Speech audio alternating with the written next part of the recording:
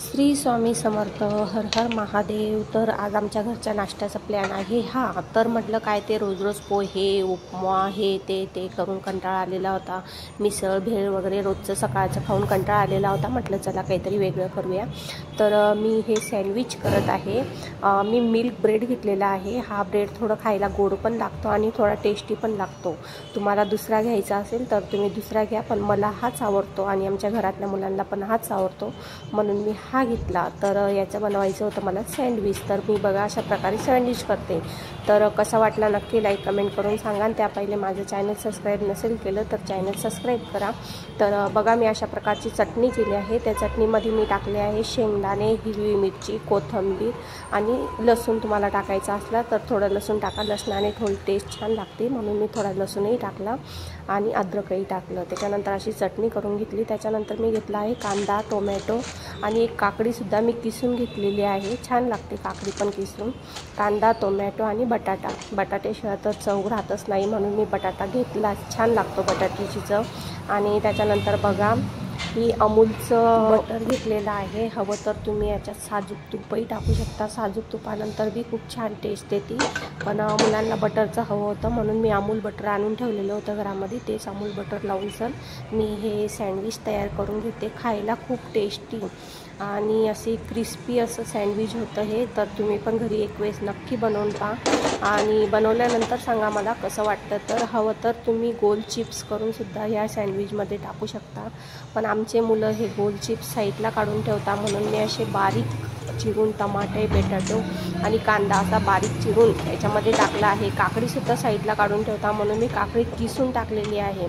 आणि त्याच्यानंतर कुणाला अंडा म्हणजे अंड्याचं सँडविच हवं असतं ना, म्हणून मी अंड्याचं सँडविचसुद्धा करून दाखवलेलं आहे. तर ही रेसिपी तुम्हाला कशी वाटली नक्की लाईक कमेंट करून सांगा. आणि माझ्या शॉर्ट व्हिडिओसोबत हप्त्यातून एक वेळेस लॉंग व्हिडिओ पण असतो.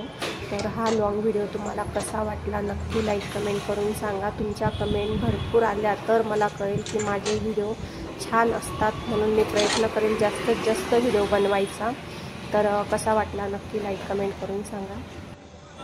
तुमच्याकडं जर सँडविचचं असं ओव्हन नसेल तर तुम्ही हे ताव्यावरसुद्धा करू शकतात. हो, ताव्यावर पण खूप छान येतात. बारीक स्लो गॅस करूनसुद्धा तुम्ही साजूक तुपामध्ये, जर तुम्हाला बटरमध्ये नाही करायचं तर साजूक तुपामध्ये तुम्ही छान करू शकता. मी आतापर्यंत साजूक तुपामध्येच करत होती, पण मुलांना बटरमध्ये आवडत होतं म्हणून मी आता हे बटर लावत आहे. पण साजूक तुपामध्ये खूप छान टेस्ट पण देते आणि क्रिस्पी पण होतात. तर असे हे सँडविच आहे. कसे वाटले नक्की लाईक कमेंट करून सांगा.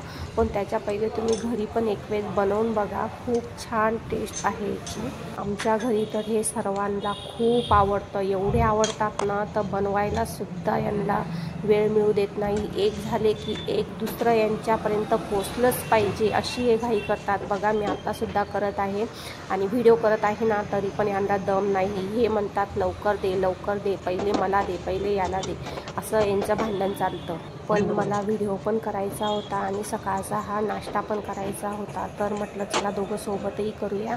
पण बघा ना त्यांचा किती आरडाओरडा चालू आहे. मला अगदी अक्षरशः घाई होत आहे.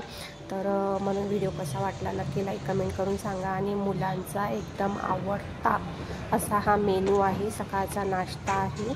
तर कसा वाटला नक्की लाईक कमेंट करून सांगा. आणि हा तुम्ही टोमॅटो सॉससुद्धा सोबत खाऊ शकता. खूप छान टेस्ट लागतो. ओके, तर good morning, have a nice dish.